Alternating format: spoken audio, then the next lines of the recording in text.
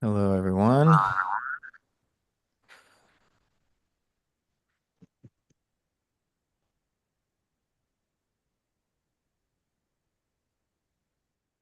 Right. So I'm just finishing up another Zoom session. So give me a second here. Good to see you all.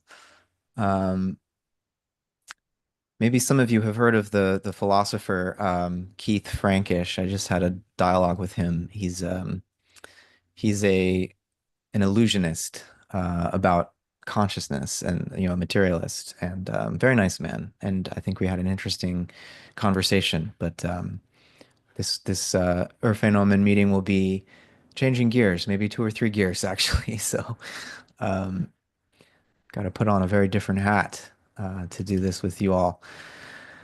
Um, I see a couple of new faces. Hey Doug, good to see you. Glad you could join us this time. Um, Brian, I don't know if you were here last time or not. Yeah, I was here. I was muted. Okay. I was driving back from Well, Thanksgiving that's break. right. But Yeah, you yeah, mentioned that yeah, in. yeah. So if anyone, if you or Doug or anyone else who's new today, Christina maybe, I think you're joining us for the first time. We did introductions last time, just you know, a brief statement about who you are, where you are, and what your interest in this reading group and anthroposophy is. So if anyone wants to offer that, I'd be grateful. Yeah, Sure. I'm Doug Scott. go ahead, Doug. I live in Dallas, Texas, and I work as a counselor, mental health therapist, and I was led to Rudolf Steiner along with two other things, the Law of One material, as well as a Cypriot healer, Christian esoterist named Doskalos, all Hmm. around the same time of 2013. And so I've enjoyed interweaving those three. So thank you. Thanks, Doug. Yeah, so my name's Brian Doyle. I'm from Pittsburgh, Pennsylvania, and I came to anthroposophy about 2 years ago. And it's something I feel that I was searching for a long time. And I was kind of went through the different paths that you go through. I was raised as a Catholic, and then um, kind of went away from that and went through different paths, but found anthroposophy and felt very, very close to it. Felt that it was something I could rely on in my life to bring truth and just a way of living, I guess, is something that I have gotten out of it. So, but yeah, thanks, Matt, and for setting this up, and thanks everyone. Yeah, thank you, Brian. Hi there, I'm Christina, and I live in the Bay Area. And although I'm actually from Canada, I think it was like Alex who said it best. Discovering Rudolf Steiner was like coming home, and I found anthroposophy through a fledgling Waldorf school in BC when I was just a young mom. And I've been, I think John kind of put it best that I think my path has been really experiential. Been living into anthroposophy through my experiences with the school, the community, and I've only really picked up studying in earnest in the last few years. Still a lot to learn, and I'm really glad that you're doing this. It's marvelous. Thank you so much. Yeah, nice to meet you, Christina. Anyone else who's joining for the first time want to say hello? Matt, Hi. James Kaplan. I was with the last group. I'm also from I'm from Newcastle, Pennsylvania, which is near Pittsburgh, but we don't consider ourselves from Pittsburgh. But yeah, I joined this group last time. It was very good, and I've come basically just like the other ones that Rudolf Steiner brought me to this. And I'm not much of an anthroposophist, but I am more of a Christian. So that's where I'm a Roman Catholic. So that's me. Thanks, James. Anyone else? No pressure. Yeah, Sean. Um, Hi, my name is Shaunik. Shawnick. I'm from New York, but I am in Copenhagen. Been living here for 17 years or so. Uh, I guess I've been around anthroposophy for a while. And I'm particularly interested in intersections between anthroposophy and academia. I think that's been, uh, something that's been pertinent for me, and I'm somewhat aware of some of Matt's work at CIIS, and yeah, I'm looking forward to this group, and I think that you've made an excellent choice of reading materials, so I'm looking forward. Thank you. Thanks, Shanik.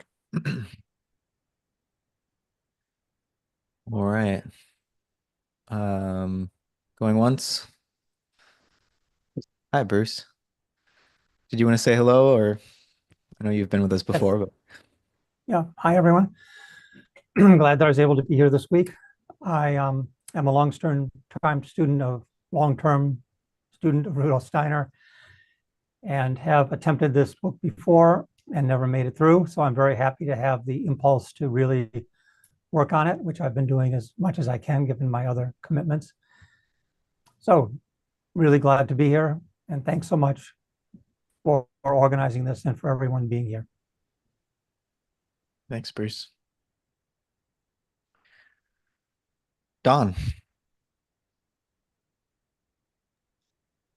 Hey, good morning. Thanks, Matt, for putting this on.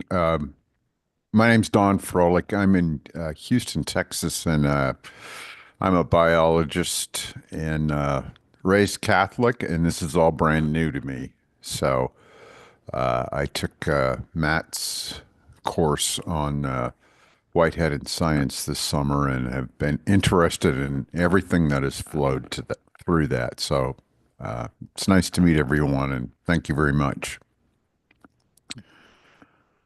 Thanks, Don. So, if anyone else wants to introduce themselves, just interrupt me. Um, so, yeah, we have a lot of, I think, expertise in this group from a variety of disciplines and life experiences, and I'm really looking forward to being enriched by everything that each of you will bring. Um, some of you know Angus Hawkins, and he actually wrote to me and wasn't sure if he could join. It doesn't look like he can, but um, he made a suggestion about one way in which we could proceed. I think last week, we did a lot of introductions, and I gave a sort of very general kind of introduction to the text and to the first 37 leading thoughts. But he suggested we maybe each week do a close textual reading of at least one or two, of the leading thoughts, just to really unpack the meaning with each other. There's a lot condensed into each of these, and he zeroed in on one of the leading thoughts from actually we read for last session, and I wanted to revisit that, number 11, because it's quite initially, at least for me, difficult to fully grasp what's going on. And so I'll read the translation that I think most of us are reading in English. It's by George and Mary Adams, I believe. And then does anyone speak German here? No. Okay. Well, I'm not going to try to pronounce the German. Um, but let me read leading thought 11, and then we can talk about it. Um, so it reads, the self-consciousness, which is summed up in the I or ego, emerges out of the sea of consciousness.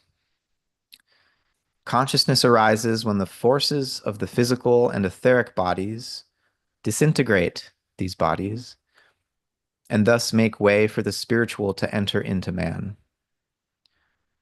For through the disintegration is provided the ground on which the life of consciousness can develop. Now, Angus pointed out in relationship to the German that, obviously there are multiple ways of interpreting and translating this. Um, and he offered this other translation, very similar but slightly different. Let me read that one. The self-consciousness that is encapsulated in the I arises from consciousness. This emerges when the spiritual enters the human being by virtue of the forces of the physical and etheric bodies breaking these down. In this breakdown of these bodies, the ground is created upon which consciousness unfolds its life. And so, in the context of these, first dozen or two leading thoughts, again, that we explored last week, Steiner's talking about the relationship between the physical, the etheric, the astral, and the I, and describing how consciousness in the astral uh, can only arise in sort of the void that is created when the physical and the etheric perform this sort of self-destruction, to make room for the astral, and for consciousness, and then for self-consciousness or the I to take up root um, in our being. And so that, this creative activity of living thinking actually relies upon a kind of lower activity of destruction. And like, creation and destruction always go hand in hand. And, this implies that there's a kind of entrance of almost like death forces through the I and the astral into the physical and the etheric. And the etheric constantly has to build up, in rebuild our living bodies in the wake of this thinking activity, which Steiner says actually destroys the brain. And so, like, we need to go to sleep at night so the etheric, when the astral and the ego leave, the etheric can then repair the brain. And there are, parallels to just contemporary mainstream understandings of physiology there, in terms of why we need sleep to sort of flush the brain, um, free of toxins and all sorts of things that result from our waking consciousness. Because still, though, in modern biology and physiology, it's a mystery why we should need to sleep. This is, one of the reasons is for this kind of repair work to take place. But it seems that there's a rather superficial understanding of that in, uh, a more materialist understanding of the body that's limited to the physical body. Um, why is it that all animals need to sleep? And I think one of the invitations that Steiner is making is for us to consider the way in which that in us which is alive, this etheric aspect of our being, and that in us which feels, which wills, which thinks, which has all of these passions and motivations and whatnot, the astral, and then the I that is active in, becoming aware and directing all of these processes, if we're able to cultivate that capacity, that these three sort of higher or deeper levels, however you want to conceptualize it, don't appear anywhere in the physical world. And if we only look at our sensory experience of the world, um, not only human thinking and feeling, but human willing, as he says in leading thought number 40, will remains a mere word empty of all content. Um, if we only have this physical understanding of what is real.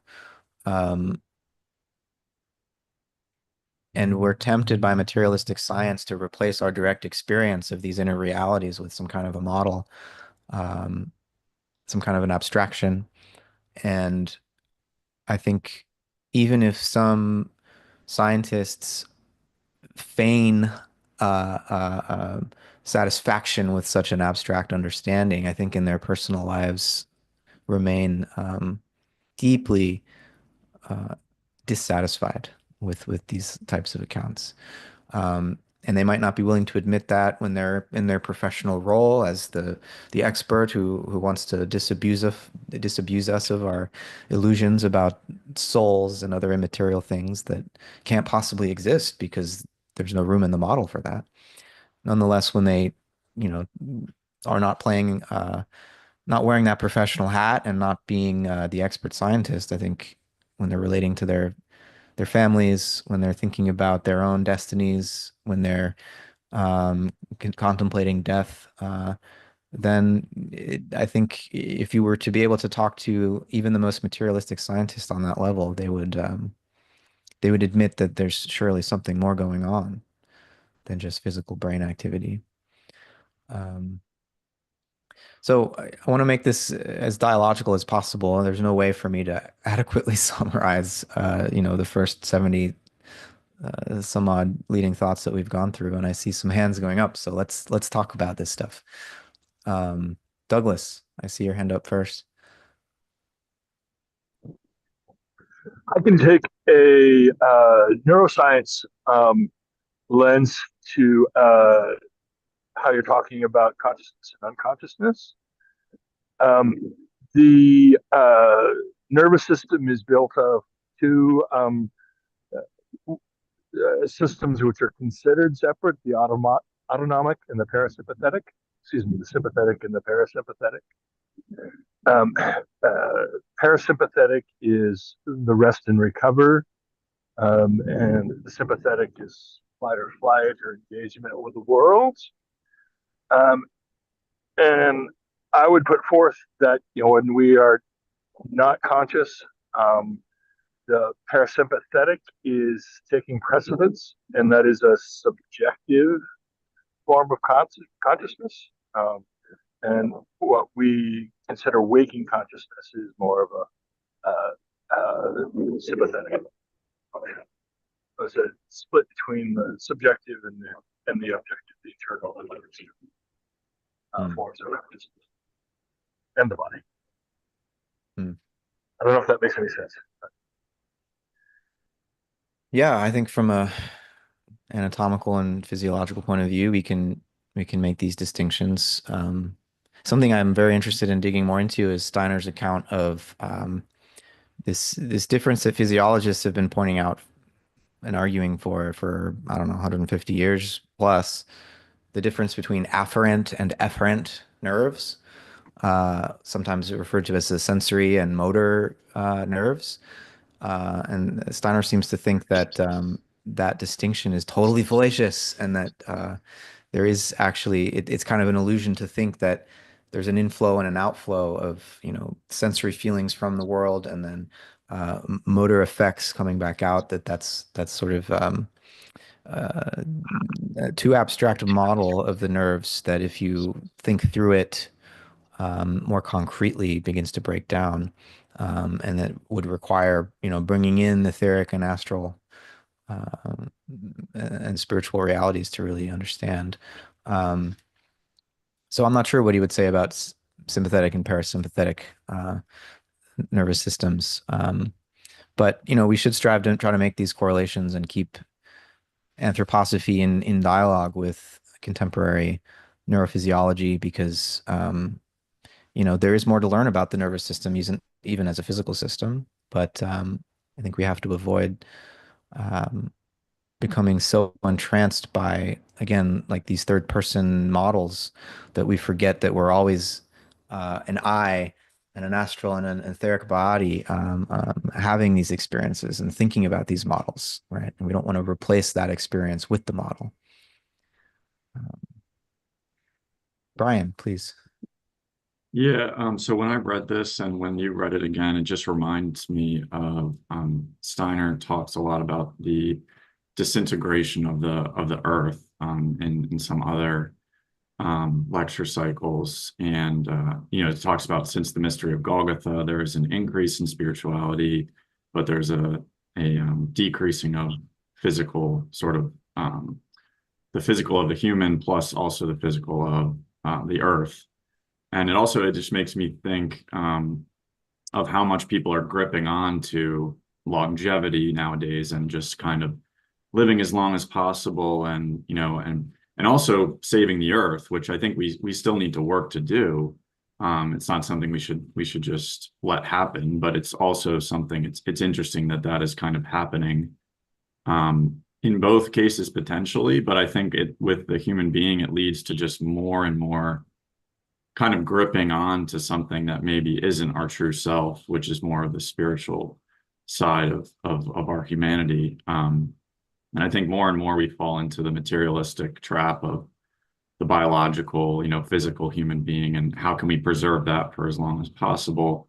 But I think what Steiner is saying is there's a natural disintegration, and actually this can make room for us to spiritually evolve. And he's also said that about the earth as well. He says, the more it disintegrates into the future, he's said that it just spiritualizes the earth as well more.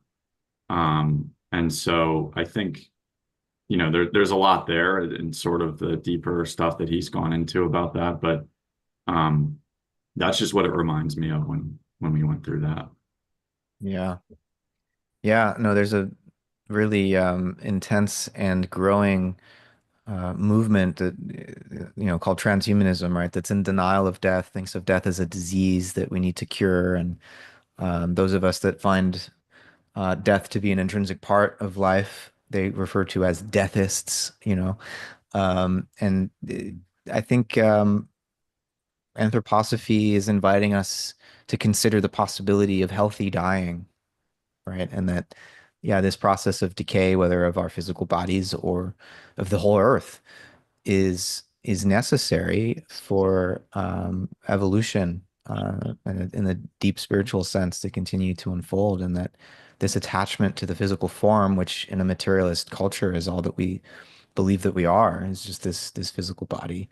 We become quite obsessed with the cult of youth, and trying to just preserve mere life, rather than seeing death as a process of metamorphosis, spiritual metamorphosis. And I think that's increasingly going to become a source of division in our society. I think between those who want to go the transhumanist route and those who think actually human life is about more than just this body, this physical body. Yeah, it's also like blocking out our potential karma as well. Like there's sort of it seems like a movement of like, oh, we're just all kind of going to have the same future of living forever, and Mm, that doesn't really allow the karma of like past things that maybe you needed to repay by having some illness or something that comes in. So I think that's also sort of part of it. Yeah. yeah. Thanks, Brian. Jeff. Yeah, well, we're really getting to it right away, aren't we? This is good. Um, I have a few things. The last will be a question, I think, that is in the spirit of what Matt was talking about, getting the conventional science in dialogue with us to some extent, whether they want to or not. um, uh, so I refer to what you folks were just talking about as an American, particularly American phenomenon. It's not, of course, isolated to America, but it's a death cult, really, because as the great anthroposophically oriented phenomenologist Herbert Witzenman describes, a decompositional process that is necessary for our freedom in a sense. It's that we, in order to deal with the reality of what it is to have a physical and etheric body, and astral and I for that matter, we have to engage in the decompositional process in order to recompose, to create a recompositional process. And I think that's particularly valid here in relationship to this conversation. And the reason why I refer to our culture as a death cult is because by default we are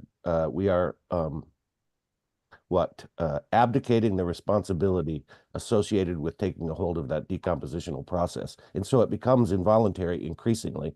And what we create destroys us.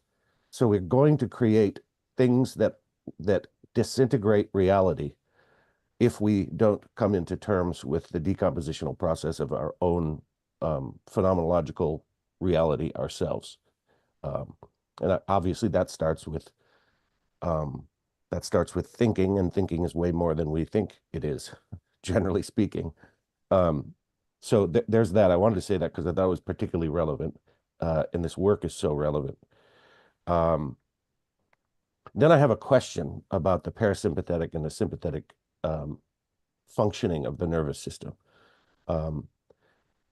Particular to this lecture, this section, it just occurs to me that he's also talking about the metabolism as kind of the place where we are most spiritually involved. Mm.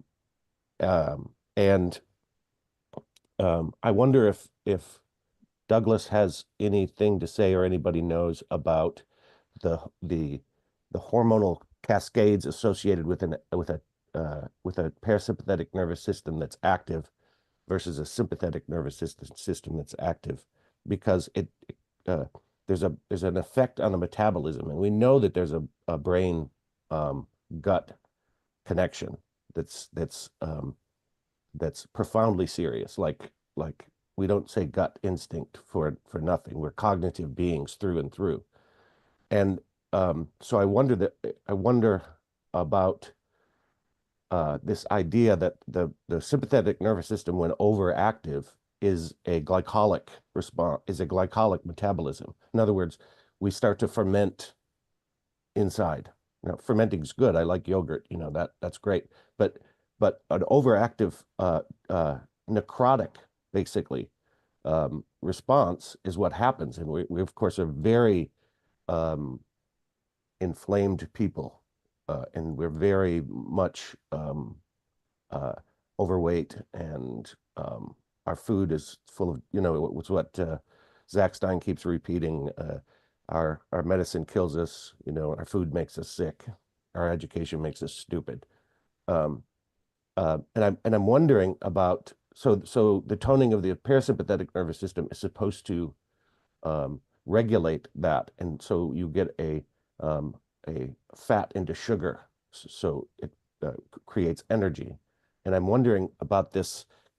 Really, it's an open-ended question, how this relates to how he's talking about the metabolism and about the nervous system, because this is what he goes into here as he then moves metamorphically into karma and reincarnation. So any thoughts about that? I would be very appreciative.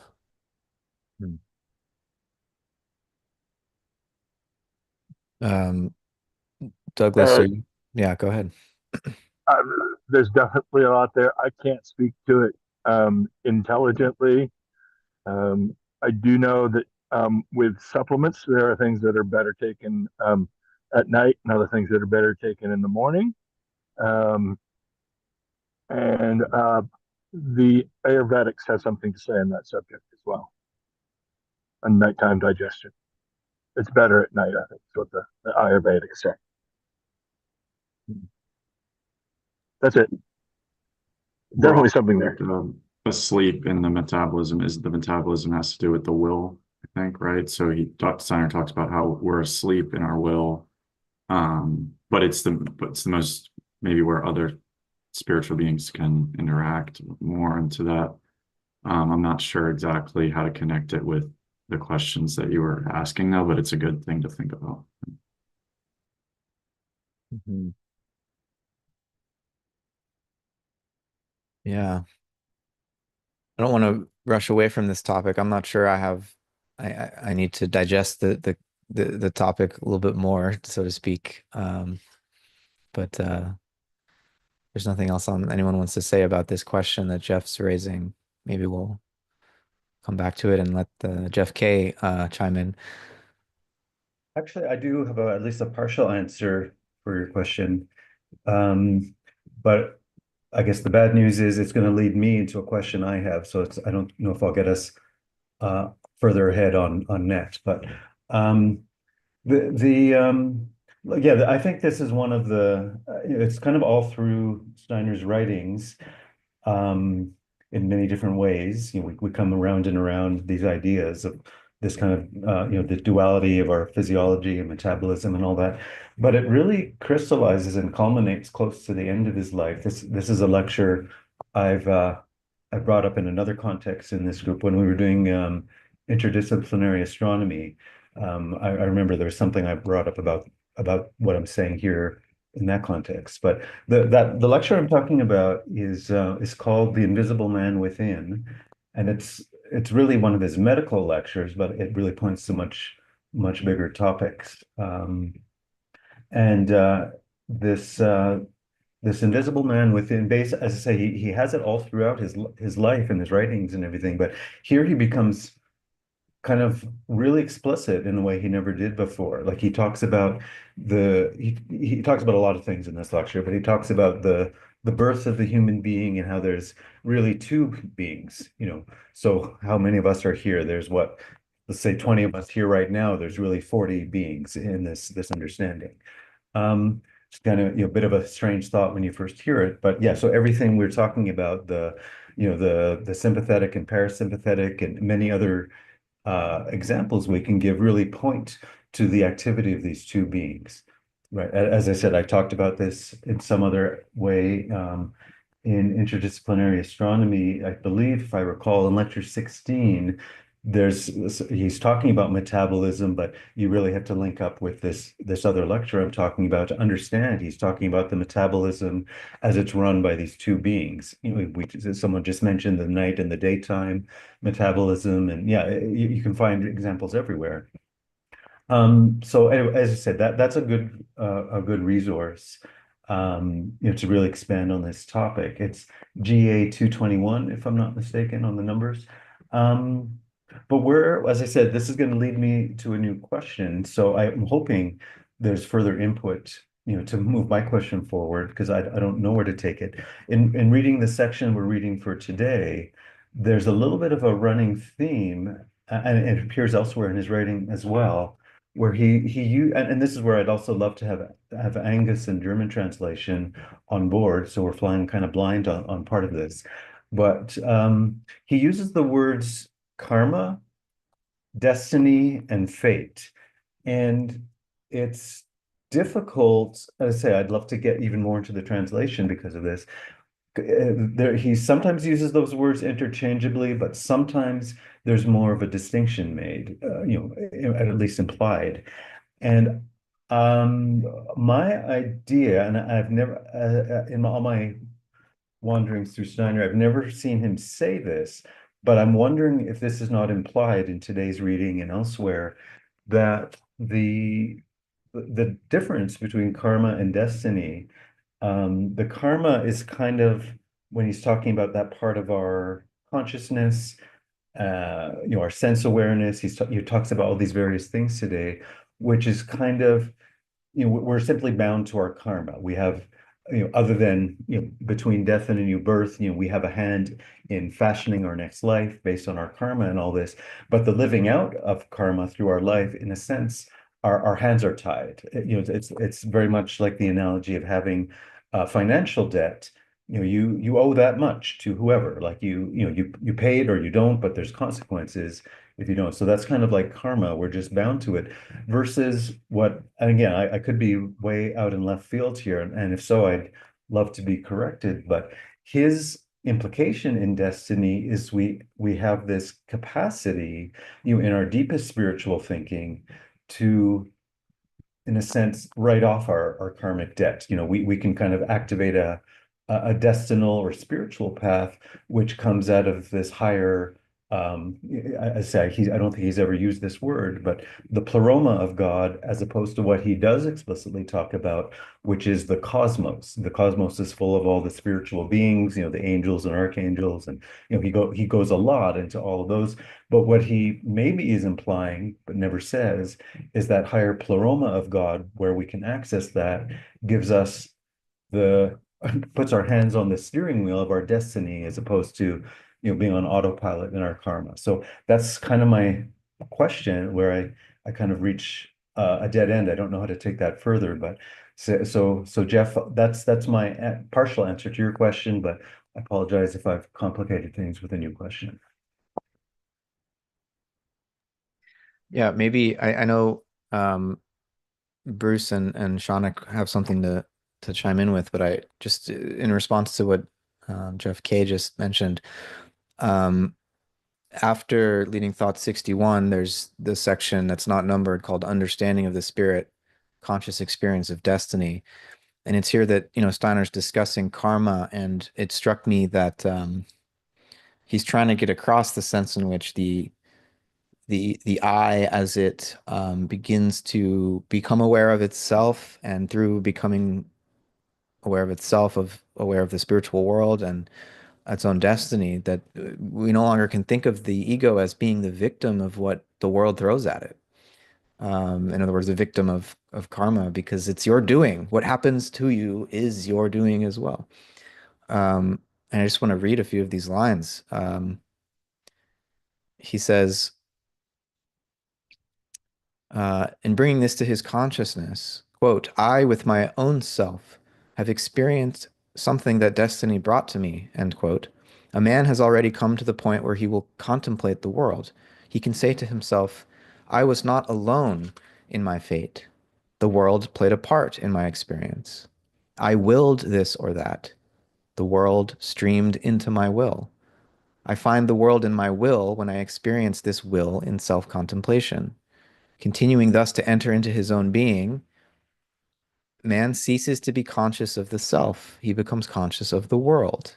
He ceases to experience himself. He becomes feelingly aware of the world. Quote, I send my thoughts out into the world. There I find myself. I sink into myself. There I find the world. If a man experiences this strongly enough, he is confronted with the great riddles of the world and man. So, there's this interesting inversion going on when we come into awareness of our destiny, and we come to grips with our karma, that we can no longer blame the world for our problems. We can no longer claim that we are the victims of someone else's wrongdoing, right? And I think that's it's the challenge here is to love the world through loving the self, and love the self by loving the world, and coming into a deeper sense of reconciliation between what might otherwise appear to be opposites. It's much easier to just blame everybody else for the negative things that happen to you, but um, coming to terms with karma requires owning that what the world throws at us is a debt, right? That we either decide to repay, or it'll roll over to the next life. Um, all right, Shaunik, you're next, and then Bruce.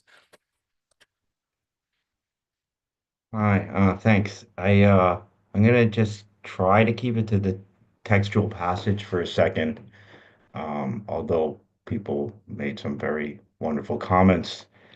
Um, so I've been contemplating the concept that consciousness kind of devours the physical body for some time. And so, um, while it can seem a little far-fetched or maybe even unfair, uh, you know, most mystery schools I know of have a tradition of uh, protecting your sleep, um, giving advice on how you eat. Think about being in an ashram or something like that.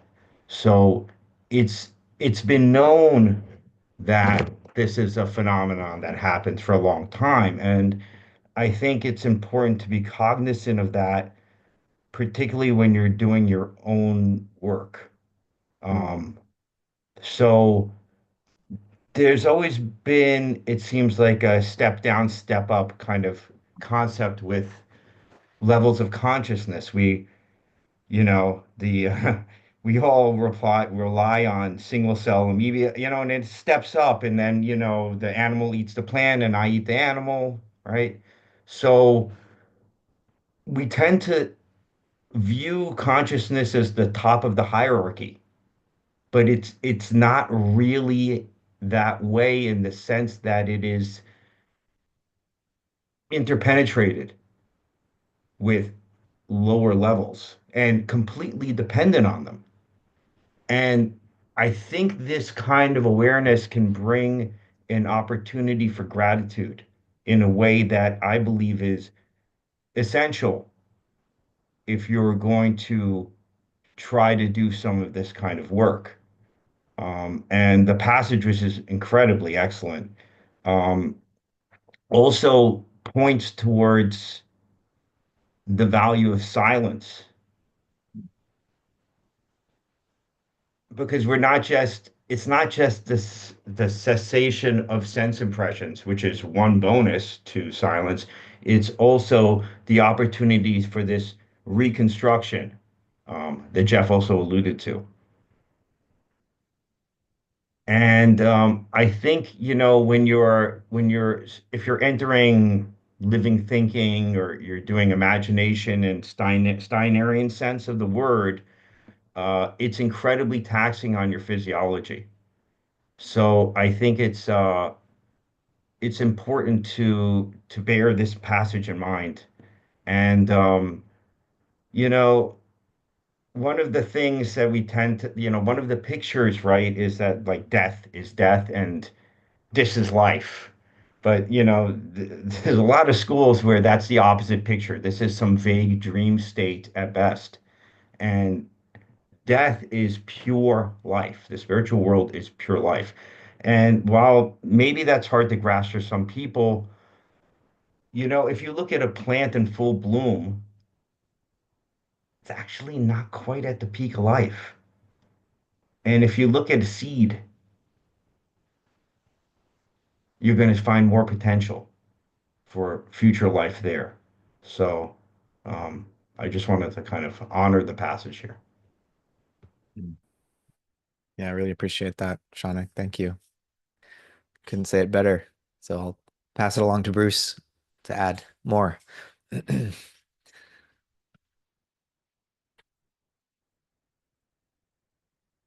You're still muted. Yeah.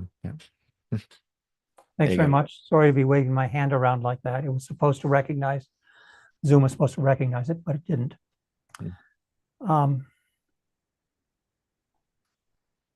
So I'm a scientist, which means to me, an empiricist. It doesn't mean to me a certain kind of epistemological foundation, or if there is an epistemological foundation for science, it is for me not knowing. The ultimate estimate of science should be, as I consider it anyway, sitting with not knowing and always wondering for the next observation. So with that as background, I wanted to share a couple experiences I have related to the passage, and maybe be able to relate them through these experiences a little bit, a small amount, to the later sections that we were reading for today, the later 60s and 70s. The first one was, I think Jeff was talking about karma, and Steiner has talked in many places about forming your own karma. So I can say I can verify a lot of that. I remember before I was born having the experience that Steiner talks about of experiencing my body as the outside world and building the things in my body that have been really difficult to work with. And I mean, not just my physical body, but my etheric body and things. I mean, there are things about how my energy system is oriented that I really don't like very well, but I remember setting them up. I remember working on that, not alone. I'm certainly not capable of it alone, but I remember being involved in that process. And I remember why it was done. Here, living in this body, I'm not terribly happy with it, but I remember the wisdom that I had at that time that allowed me to do it that way, that made these struggles that I have today and throughout my life necessary, possible and necessary. So that was the first thing, that there is, it's possible really to have that experience, and I can verify it. And I said that thing about empiricism there because I think it's important just to say in this first person kind of way to say, yeah, I've had that experience and I can verify that Steiner's right about that, or at least it corresponds to my experience of this. The second thing I wanted to talk about was a little more directly to the passage, and that is about this building up of the body. We talked a little more about the breaking down of the body and the etheric body in the process of developing eye consciousness. But there's also the building up of the body and the etheric body that takes place at night. And so some time ago, I thought I wake up at night too often. I thought my wife was sleeping next to me. I said, well, wait, great opportunity to look and to see what's going on with this building up process. It is not what I would have expected. I mean, I would have expected flowers, angels, little beautiful things. It was scary. It was really scary. I mean, it was, and I've been trying to think of how to explain what this is, other than that word. But I can't call it power. I can't call it wisdom. Those are things that have been shared with Ahriman and Lucifer, and it's not like that. It's like as if you could take love and you could make instruments out of love, crystallize it so that it doesn't feel like love anymore, but it is, but it's crystallized. Imagine a scalpel made out of love.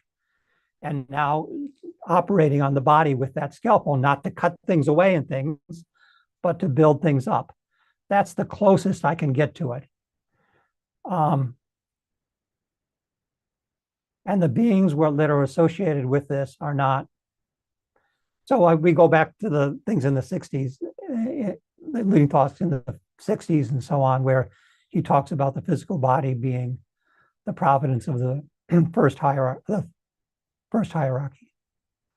And I think it must have been that. I can't say I can verify that directly, but it's the only thing that makes sense to me because I've never experienced anything like that before in waking life. I hope that's useful. Thank you. Yeah, thanks, Bruce. I just want to really reiterate what you began saying, that if there is an epistemological foundation to science, it's not knowing. I really, really like that. May we never forget that starting point, because you can't learn anything if you don't start there. Yeah, more to say, but I want to keep the flow of contributions going, so I'll hand it off to Karsten, and then Don, you're next. Yeah, thanks, Matt. First,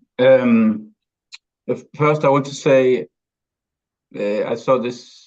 You're talking a little bit in the chat about karma and destiny, and you, Matt, you talked about this thing about how you can change your perspective. So at one point you could feel victimized, but with a change of perspective, you can come to see yourself as an agent, and as an agent, you could say, the one being active in what is actually happening to you. And so I just remember this. I had many years ago this kind of lucid dream where I was in the dream, I was floating, say, down towards the earth. It felt very strange. And suddenly, when I was in this situation, it occurred to me that it was a dream. And I thought to myself in the dream, well, if it's a dream, I can do whatever I want to do. And so I just sat down on a cloud. It's like the will power entered into the dream, and I could suddenly control what I was doing in the dream. And I think perhaps that's kind of, it's a kind of a symbol for how we can come to see the dream that we call life, that we can come to this place where we certainly see ourselves as those who are behind everything that is happening, willfully doing it. So just a little thought, but that's not what I wanted to say. I was thinking that there's this between leading thought 68 and 69. There's this small chapter where it's called Spiritual Kingdoms and Human Self-Knowledge. And I found that rather interesting. So Steiner, he takes us into this idea that we have these, you could say, different levels of spiritual activity. So we have thinking, that's one level. Then we have talking or speech. He goes into that as another kind of spiritual activity. And then you have spiritual activity where your whole being comes into motion. And he invokes this kind of Platonic image of shadows. So he's talking about when we have a memory, it's actually a shadow. It's a dead, in a sense, it's dead spiritual matter, you could say, pointing to something else, casting that shadow, the kind of life in which the memory originated. And the thing is, I mean, when we talk about consciousness, for example, we're not very often we're not clear about what are we talking about. Are we talking about our thoughts? Because in a sense, all our thoughts are shadows being cast by something else that we do not, that doesn't appear for us as the content of our thinking, but it's rather that which is doing the thinking. And the same thing in speech. So I'm talking right now, but the actual speech is a shadow pointing to some kind of spiritual activity that is not visible, that we can only kind of approach indirectly. I mean, when I say something, I guess each of you is going through a process of trying to contact some kind of field of energy or energetic feeling within yourself, where you kind of align yourself with what I'm saying or what I'm trying to say. And then there's also this intensification where he says, when the whole being comes into movement, that's the most intense form of spiritual activity, in a sense. And in this intensification, so I think he also relates it to imagination, inspiration, and intuition, when there is this intensification. And what I was thinking is also that there's a tension being created there, which is actually, with the intensification, the tension is rising, which kind of perhaps explain this idea about physical matter being destroyed when consciousness is active in physical matter, that there's this kind of opposition or strain that is happening with the intensification.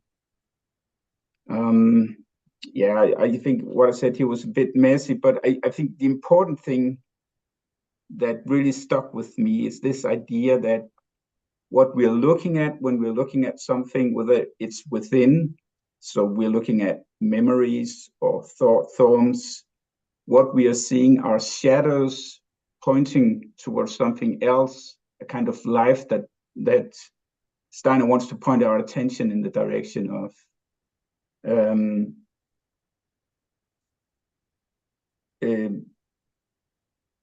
And yeah, there's something more I wanted to say, but I think I kind of lost it now. But maybe somebody else would want to pick up on what I said here and kind of build on it, because I suddenly lost the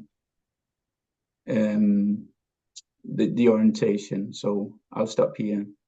Well, thank you, Karsten. I like that section after number 68 that you were getting into there, um, of this process of intensification and noticing, memories and thoughts as shadows, trying to initially cultivate imaginative cognition to turn about to see the source of that in the etheric. Yeah, please. Yeah, I came to remember what I wanted to say. Oh. It's that the most, I mean, the most intense form of consciousness is intuition, as Steiner describes it, and this is where our whole being comes into kind of physical movement. But there's something Steiner says one place about intuition. He says that it's like realization of the I is the symbol for all intuition. And the thing about the I is that it's intangible. We can never come to approach the I as an object.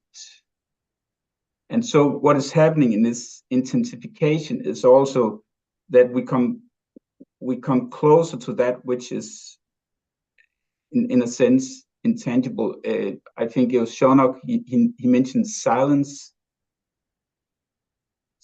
as something that is actually saying something. And I think when we come into this part of our being where we're not just looking at the shadows, but we're really trying to contemplate that which is casting the shadows. It's also it's kind of an experience where the world of forms dissolve. So it's not only physical form, but it's the more intense our conscious experience becomes, the less there's space, you could say, for forms, and we come close to something that is more like silence. Yeah, that's what I wanted to say.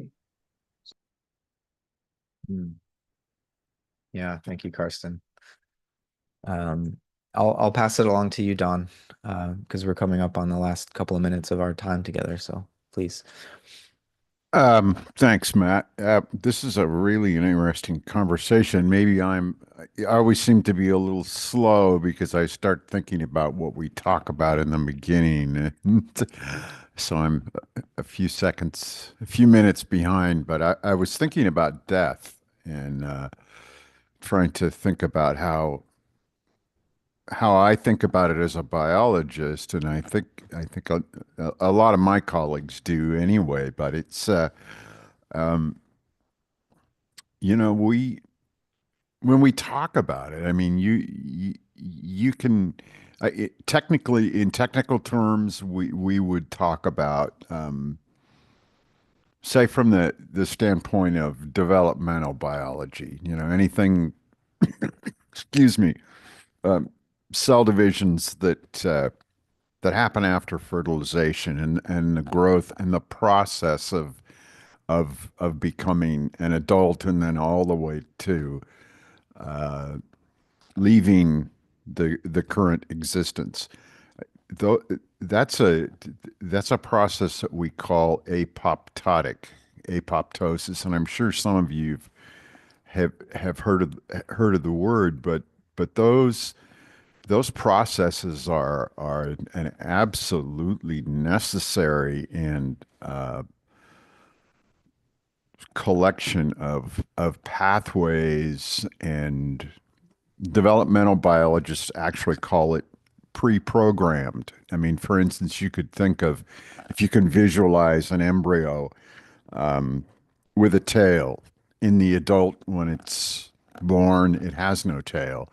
Or if you look at the hand of a human, at some point, there's webbing between the fingers, and the webbing ultimately disappears. But those processes are actually they're ongoing, and they're not like death that we talk about in a culture.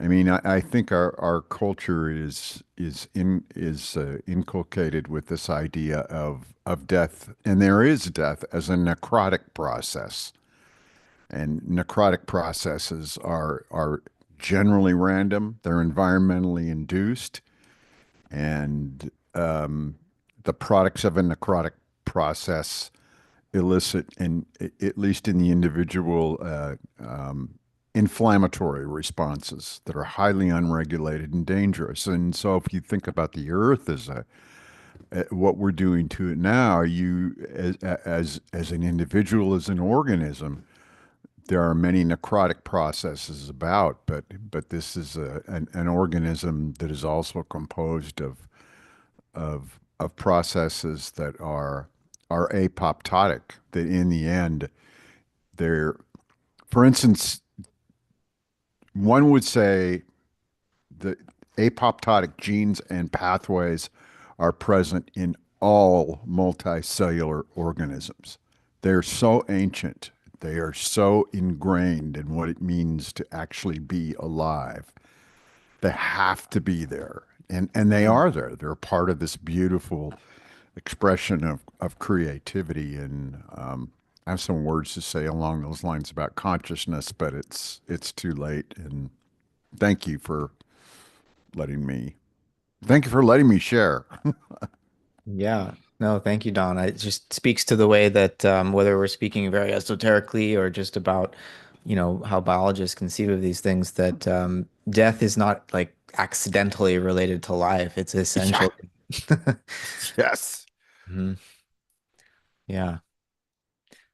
All right. Well, we're at 11, and I want to make sure we stay on target with the hour that we have together and not keep you any longer. There's always going to be so much more to say, but I invite you all to leave comments. I'm sure you have lots of racing thoughts, but leave comments in the Substack page. I'll be posting the recording there later this afternoon, and we can continue the conversation between sessions in writing. I think writing affords, us an ability to reflect more on say words as shadow, and to turn around to see the source casting that shadow.